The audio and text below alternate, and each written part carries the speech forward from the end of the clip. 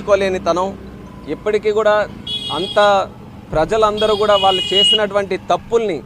గుర్తించి అలాంటి ప్రభుత్వం అలాంటి ముఖ్యమంత్రి మాకొద్దని వైఎస్ఆర్ కాంగ్రెస్ పార్టీ వాళ్ళందరికీ కూడా బుద్ధి చెప్పినప్పటికీ కూడా లేని విషయాలన్నీ కూడా మళ్ళీ రుద్ది ఏదో జరిగిపోయిందన్నటువంటి అవాస్తవాలను తీసుకొని రావాలని వైఎస్ఆర్ కాంగ్రెస్ పార్టీ ఈరోజు ఒక ప్రయత్నం చేస్తుంది. అందులోనే భాగంగా ఎందుకనంటే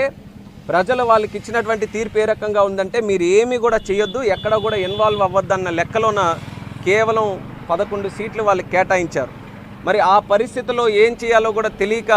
తిరిగి అదే ఎన్నికల తాలూకా రిజల్ట్ పట్టుకొని ఈరోజు ఢిల్లీ అంతా కూడా తిరుగుతున్నారనంటే కేవలం వాళ్ళ తాలూకా టైము అలాగే ఎనర్జీ వేస్ట్ తప్ప దానివల్ల ఎటువంటి ఉపయోగం కూడా ఉండదు.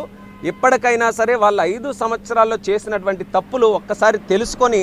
అలాంటి తప్పులు ప్రతిపక్షంలో ఉన్నా సరే మరొకసారి మీరు చేయకుండా ఉండాలనంటే ఒక్కసారి ప్రజలు ఇచ్చినటువంటి ఆ తీర్పుని గౌరవించమని కూడా